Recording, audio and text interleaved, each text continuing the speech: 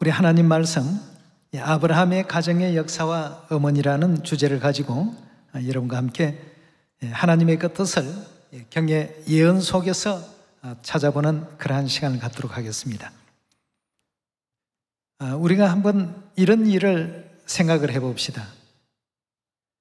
그 아브라함 시대 때, 또 모세 시대 때 3500년 전 그 수많은 이스라엘 백성들, 또 그 시대를 살아간 사람들이 여호와 하나님을 알지 못하고 또 믿지 못했다면 과연 그들의 그 영혼의 결말은 어떠했을까? 또 2000년 전 이 땅에 오신 예수 그리스도를 제대로 알아보지 못하고 또 하나님으로 영접지 못한 사람들, 이 사람들의 결말은 또 어떠했을까? 오늘날 성령 시대, 성령과 신부를 알지 못하고 믿지 못한다면, 그러하다면 그 사람들의 결말은 과연 또 어떠할까? 이런 것을 우리가 생각해 보게 된다면 우리에게 보게 하시고 듣게 하시고 또 깨닫게 하신 이 모든 진리가 참으로 하나님께 우리가 날마다 또 감사와 영광을 돌려야 할 부분이 아닐까 하는 생각이 듭니다. 오늘의 이 주제를 가지고 우리는 누가 과연 천국에 들어갈 수 있는 사람이 될까? 천국 유업을 어떤 사람이 받을 수 있을까? 이걸 단지 어떤 논리로만 이해할 것이 아니라 반드시 하늘나라는 이렇게 정해져 있는 길이었구나 하는 사실을 확신하시고 또 믿음을 갖고서 하나님께서 알려주신 그 구원의 길로 나아갈 수 있는 여러분과 제가 꼭 되셔야 되겠습니다. 아브라함의 가정의 역사, 구원 문제에 있어서 굉장히 중요한 역사를 우리에게 또 알려주는 그러한 대목이라고 볼 수 있겠습니다. 아브라함의 그 가정에는 아브라함이 있었고 그 안에 사라가 있었죠. 사라에게서 이삭이 탄생합니다. 하나님께서 아브라함에게 말씀을 주실 때 내 자손이 반드시 내 모든 가정의 유업을 물려받을 후사가 될 것이다. 아브라함은 후손이 없었던 그러한 입장이었습니다. 그래서 사라의 종으로 있던 하갈을 통해서 이스마엘이라는 자녀를 낳게 되죠. 이것이 오늘날 새언약과 옛언약의 관계, 또 새언약의 실체가 누구신가를 우리에게 분명하게 알려주시는 아주 중요한 아브라함의 가정의 역사라고 볼 수 있겠습니다. 이런 내용을 잘 이해하지 못하는 가운데 갈라디아 3장이나 4장이나 이런 부분을 읽게 된다면 무슨 뜻인지 도무지 이해가 되지 않습니다. 그래서 오늘 여러분과 더불어서 아브라함의 가정의 역사를 잘 들여다보면서 하늘 어머니의 역할은 아브라함의 가정에서 어떤 역할을 하시는지, 또 그 역할을 통하지 아니한 사람들은 영원한 천국 유업을 받을 수 없다라는 이 사실을 확인을 한번 해보도록 하겠습니다. 누가복음 16장 19절에 예수님께서는 아주 중요한 비유를 한 가지 해주셨죠. 16장 19절입니다. 한 부자가 있어 자색 옷과 고운 베옷을 입고 날마다 호화로이 연락하는데 나사로라 이름한 한 거지가 헌대를 앓으며 그 부자의 대문에 누워 부자의 상에서 떨어지는 것으로 배불리려 하며 심지어 개들이 와서 그 헌대를 핥더라. 이에 그 거지가 죽어 천사들에게 받들려 아브라함의 품에 들어가고 부자도 죽어 장사되며 저가 음부에서 고통 중에 눈을 들어 멀리 아브라함과 그의 품에 있는 나사로를 보고 불러 가로되 아버지 아브라함이여 나를 긍휼히 여기사 나사로를 보내어 그 손가락 끝에 물을 찍어 내 혀를 서늘하게 하소서라고 했습니다. 예수님께서 천국과 지옥에 대한 장면을 알려주시기 위해서 이 비유의 말씀을 등장을 시켰습니다. 근데 여기 한 가지 중요한 부분이 24절에 있죠. 그 부자가 아버지 누구라고 불렀습니까? 거지도 죽었고 부자도 죽었고 다 죽어서 간 세계입니다. 죽어서 간 세계라고 한다면 영들의 세계입니다. 영의 세계에서의 아버지는 오직 하나님 외에는 없습니다. 그런데 여기서 아버지 하나님이여 할 이 대목을 아버지 아브라함이여라고 이렇게 표현을 하고 있습니다. 그렇다면 결국 아브라함은 하나님을 표상하고 하나님을 나타내기 위한 그런 인물이라는 사실을 확실히 이해해 볼 수가 있겠습니다. 자, 그렇다면 하나님 나라의 그 유업은 누구를 통해서 과연 얻을 수 있는 것인가? 이 문제가 이제 지금 가장 큰 우리 구원에 대한 그 문제인데요. 천국에 갈 수 있는 절대적인 조건, 여러분 무엇이라고 생각합니까? 하나님을 믿어야 되겠죠. 그렇죠? 그리고 경외해야 되겠습니다. 근데 이 하나님이 우리와 같이 계시는데도 불구하고 요한복음 1장에는 보면 아무도 그를 영접지 않더라고 되어 있습니다. 이제 영접지 아니하는 가운데서는 갈 수 없는 천국이기 때문에 오늘 우리는 영접할 수 있도록 아브라함의 그 가정을 통해서 하나님께서 주시는 그 모든 길을 발견해야 되겠습니다.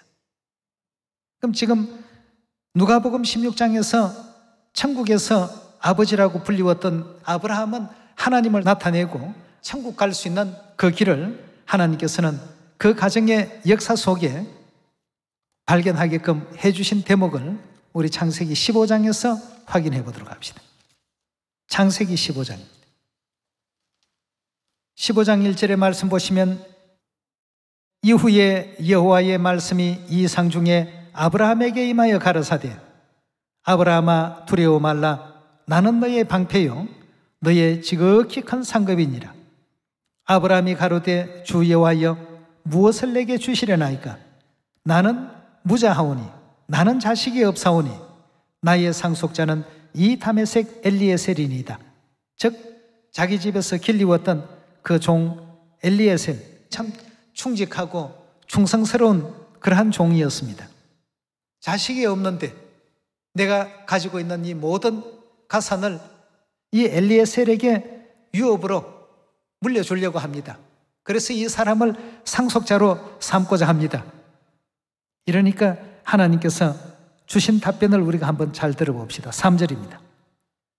아브라함이 또 가로되 주께서 내게 실을 많이 주셨으니 내 집에서 길리온 자가 나의 후사가 될 것이니이다.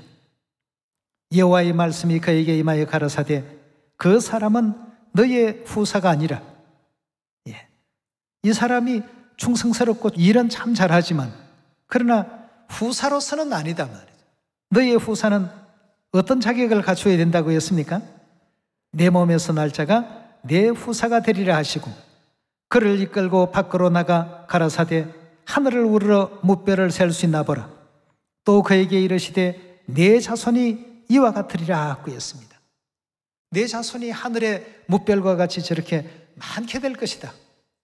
나이는 아브라함이 이제 참 많아졌고 자녀를 이제 가질 수 있는 입장은 못 되고, 근데 하나님께서 내 자손이 저렇게 많게 될 것이다. 그러니 내 집에서 길리온 그 엘리에셀이라는 그 종을 내 유업자로는 정해서는 안 된다.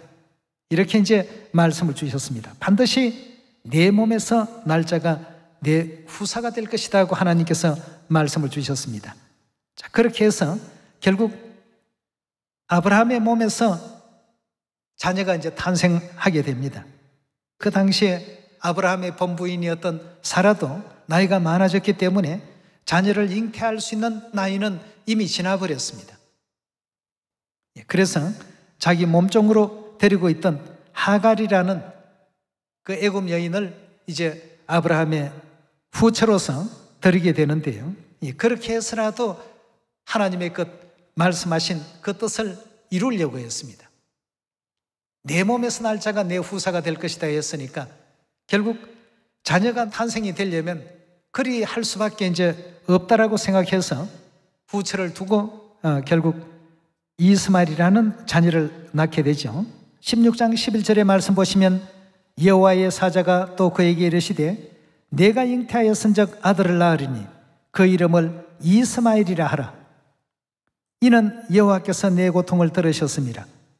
그가 사람 중에 덜 나기 같이 되리니 그 손이 모든 사람을 치겠고 모든 사람의 손이 그를 칠지며 그가 모든 형제의 동방에서 살리라 하니라. 하갈이 자기에게 이르신 여호와 이름을 감찰하시는 하나님이라 하였으니 이는 내가 어떻게 여기서 나를 감찰하시는 하나님을 배웠는고 함이라. 이러므로 그 샘을 브엘라 헤로이라 불렀으며 그것이 가데스와 베레 사이에 있더라. 15절의 말씀 보시면 하갈이 아브라함의 아들을 낳음에 아브라함이 하갈에 난 그 아들을 이름하여 이스마엘이라 하였더라. 하갈이 아브라함에게 이스마엘을 낳을 때 아브라함이 86세였더라. 이스마엘이 아브라함의 몸에서 태어난 자녀이긴 하지만 하나님께서 이 이스마엘에 대해서 유업자로서 어떤 결정을 내려주시는지 17장 1절입니다. 아브라함이 99세 때 여호와께서 아브라함에게 나타나서 그에게 이르시되 나는 전능한 하나님이라. 너는 내 앞에 행하여 완전하라. 내가 내 언약을 나와 너 사이에 세워 너로 심히 번성케 하리라 하시니 아브라함이 엎드린데 하나님이 또 그에게 일러 가라사대 내가 너와 내 언약을 세우리니 너는 뭐가 된다고요? 열국의 아비가 될지라. 이제 후로는 내 이름을 아브라함이라 하지 아니하고 아브라함이라 하리니 이는 내가 너로 열국의 아비가 되게 하려 함이라 하고 했습니다. 그리고 또 15절로 넘어가 보겠습니다. 하나님이 또 아브라함에게 이르시되 내 아내 사레는 이름을 사레라 하지 말고 그 이름을 사라라 하라. 내가 그에게 복을 주어 그로 내게 아들을 낳아주게 하리니 내가 그에게 복을 주어 그로 뭐가 되게 한다고요? 열국의 어미가 되게 하리라 하고 했어요. 아브라함은 열국의 아비가 되게 할 것이라고 하셨고 사라에게 열국의 어미가 되게 하리니 민족의 열왕이 그에게서 나리라 하고 했습니다. 자, 이렇게 이제 하니까 아브라함이 엎드려 웃으며 심중에 이르되 100세 된 사람이 어찌 자식을 낳을까? 사라는 90세니 어찌 생산하리요 하고 아브라함이 이에 하나님께 고하되 이스마엘이나 하나님 앞에 살기를 원하나이다. 괜히 자신의 가정으로 말미암아 하나님께 참 뜻하지 않는 폐를 끼치는 것은 아닐까 하는 마음에서 그냥 이스마엘이나 하나님 앞에 별탈 없이 살다가 그 대를 이어가는 것이 좋지 않겠습니까 하는 뜻에서 이스마엘이나 하나님 앞에 살기를 원하나이다 라고 이렇게 고했습니다. 19절의 말씀 보시면 하나님이 가라사대 아니라 내 아내 사라가 정녕 내게 아들을 낳을 것이다 하고 했습니다. 너는 그 이름을 이삭이라 하라. 내가 그와 내 언약을 세우리니 그의 후손에게 영원한 언약이 되리라. 자, 이렇게 이제 하나님께서는 내 아내 사라가 아들을 낳을 것이니 그 아들인 이삭을 통해서 내 언약을 세우게 될 것이다 말이에요. 결국 아브라함의 가정의 유업자는 하나님께서 이삭이 되기를 바라셨고 또 이삭이 아브라함의 모든 가정의 유업을 얻게끔 이렇게 하셨습니다. 그럼 우리가 여기서 한번 정리를 해보면 아브라함은 하나님을 표상하는 인물이라고 누가복음 16장에 언급했습니다. 아브라함의 그 가정의 모든 유업을 이어받을 상속자, 후보자가 세 사람이 있었습니다. 첫째 엘리에셀, 둘째가 이스마엘, 셋째가 이삭이었습니다. 그런데 자세히 한번 보시면 하나님께서 첫째 엘리에셀에게 대해서 내 상속자가 아니다 라고 거절을 하셨습니다. 그럼 엘리에셀은 어떤 조건을 가지고 있었는가? 한번 면밀하게 살펴볼 필요가 있겠습니다. 여기에는 아버지 어머니라는 이 문제가 아주 중요하게 결부되어 있었습니다. 엘리에셀은 어릴 때부터 종으로서 그 집에서 길리온 자였습니다. 이스라엘의 그 율법 속에는 보면 아버지 어머니가 다 집안의 종이 되면 태어나는 자녀 역시도 종으로서 그 집에서 자라날 수밖에 없도록 되어 있습니다. 그럼 결국 엘리에셀이 집에서 길리온 자라고 하는 이 표현을 통해서 볼 때 엘리에셀은 아버지도 어머니도 다 누구였다는 사실이 증명이 됩니까? 예, 다 종이었습니다. 자유자가 아니었습니다. 그래서 결국 하나님께서는 아주 충직하고 일은 참 잘하지만 그러나 유업 문제만큼은 엘리에셀은 아니다 말이에요. 그럼 유업자를 어떻게 정합니까? 하니까 내 몸에서 날 자가 반드시 유업자가 되어야 된다라고 이렇게 알려주셨습니다. 그래서 결국 사라의 몸종이었던 하갈을 통해서 이스마엘이라는 자식을 얻습니다. 그렇지만 거기도 보면 아버지는 아브라함으로서 자유자였지만 어머니는 자유자가 아니고 종이었습니다. 결국 그래서 이스마엘에 대해서는 하나님께서 성경에서 말씀하시기를 갈라디아서 보면 종이라고 표현했습니다. 갈라디아서 4장 21절의 말씀 보겠습니다. 내게 말하라. 율법 아래 있고자 하는 자들아, 율법을 듣지 못하느냐? 기록된 바 아브라함이 두 아들이 있으니 하나는 계집종에게서 하나는 자유하는 여자에게서 낳다 했다고 했습니다. 자, 두 아들이 있었는데 두 아들 중에 하나는 계집종에게서 낳습니다. 누굽니까? 계집종 하갈의 몸에서 난 누구죠? 이스마엘이고, 하나는 자유하는 여자에게서 낳다 했으니 자유하는 여자 사라에게서 태어난 아들은 누굽니까? 이삭이죠. 23절에 보시면 계집종에게서는, 즉 하갈에게서는 육체를 따라 낳고 자유하는 여자에게서는, 즉 사라에게서는 약속으로 말미암았느니라. 이것은 비유니 이 여자들은 두 언약이라. 하나는 신의 산으로부터 종을 낳은 자니 곧 하갈하고 했습니다. 하갈이 낳은 그 아들을 성경에서는 종이라고 이렇게 지목을 했습니다. 이 굉장히 지금 중요한 대목이기 때문에 우리가 꼭 기억해 둬야 될 부분입니다. 그럼 이삭에 대해서는 하나님께서 어떻게 말씀을 하셨는가? 창세기 17장 19절의 말씀 다시 보겠습니다. 하나님이 가라사대 아니라 내 아내 사라가 정녕 내게 아들을 낳으리니 너는 그 이름을 이삭이라 하라. 내가 그와 뭘 세우겠다고 했습니까? 내 언약을 세우는데 그의 후손에게 영원한 언약이 될 것이다 하고 했습니다. 결국 이제 하나님께서 언약으로 맺어놓은 택함을 입은 사람이 바로 이삭이라는 이 아들이 아니겠습니까? 자, 그렇다면 엘리에셀의 부모님에 대해서 다시 한번 정리해보면 엘리에셀은 아버지도 자유자가 아니고 종이고 어머니도 자유자가 아닌 종이었습니다. 그래서 하나님께서는 아브라함의 가정에 유업을 받지 못하는 자로 이렇게 결론을 내렸습니다.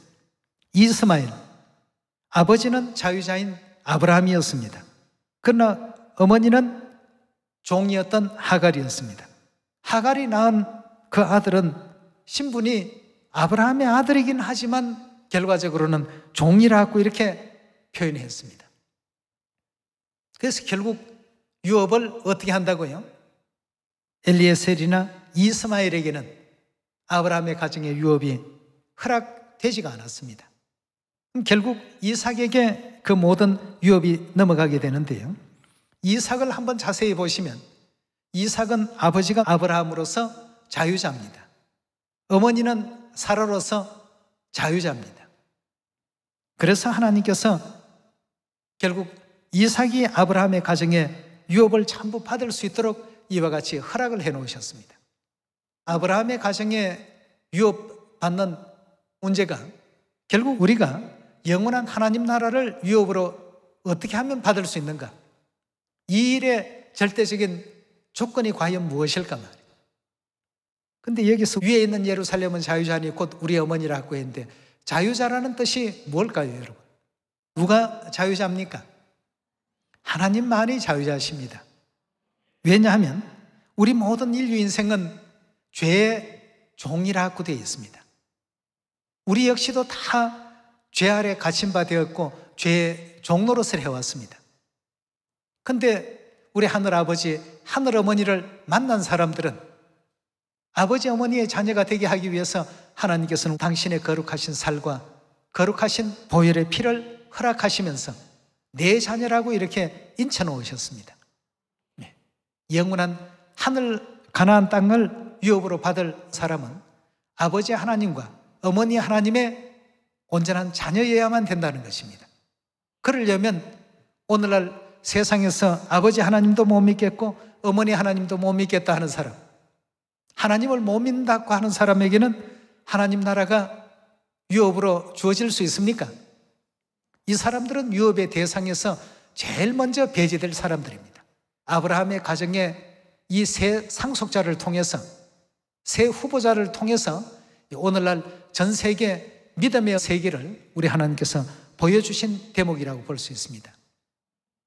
아버지 하나님, 어머니 하나님 다 관계가 없다, 상관이 없는 사람들, 하나님 나라를 유업으로 받을 수 없고 천국에도 갈 수 없는 사람입니다.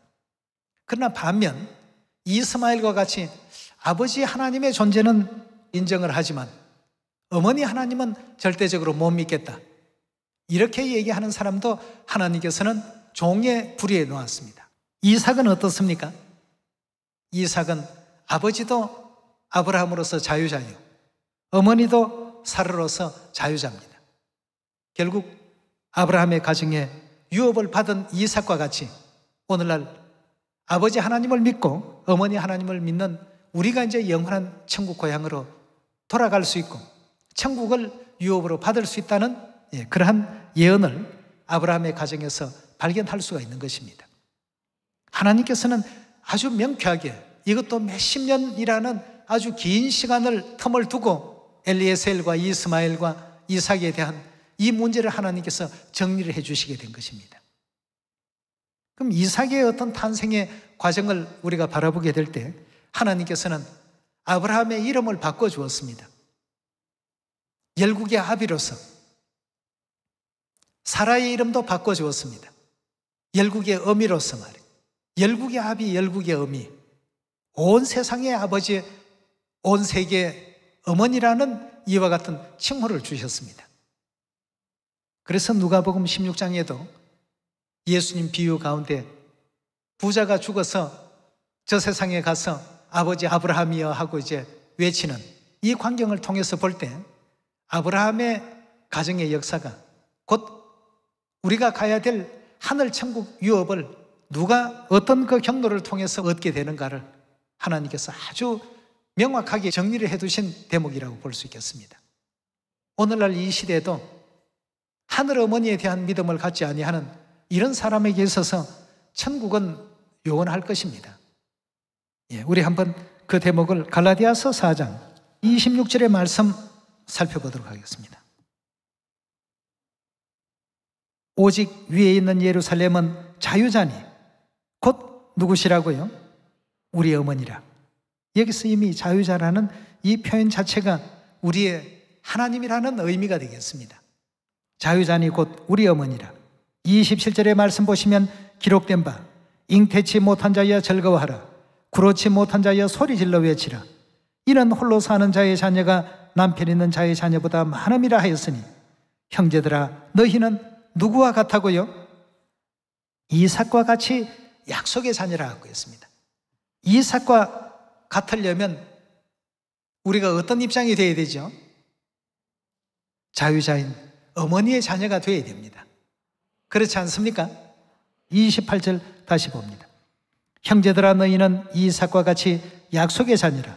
그러나 그때의 육체를 따르는 자가 성령을 따르는 자를 핍박한 것 같이 이제도 그러하도다. 그러나 성경이 무엇을 말하느냐? 계집종과 그 아들을 내어 쫓으라. 계집종의 아들이 자유하는 여자의 아들로 더불어 유업을 얻지 못하리라 하였나니라. 그런즉 형제들아 너희는 계집종의 자녀가 아니요 누구의 자녀라고요?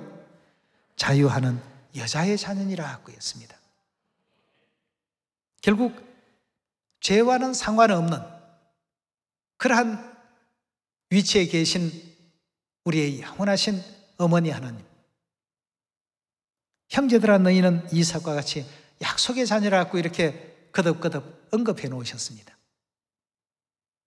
그렇다면 하나님께서 우리에게 약속의 자녀라고 이렇게 말씀을 주셨는데 요한일서 2장 25절을 통해서 하나님의 약속은 이것이니 곧 영원한 생명, 즉 영생이니라. 누구를 통해서 얻어진 유업입니까?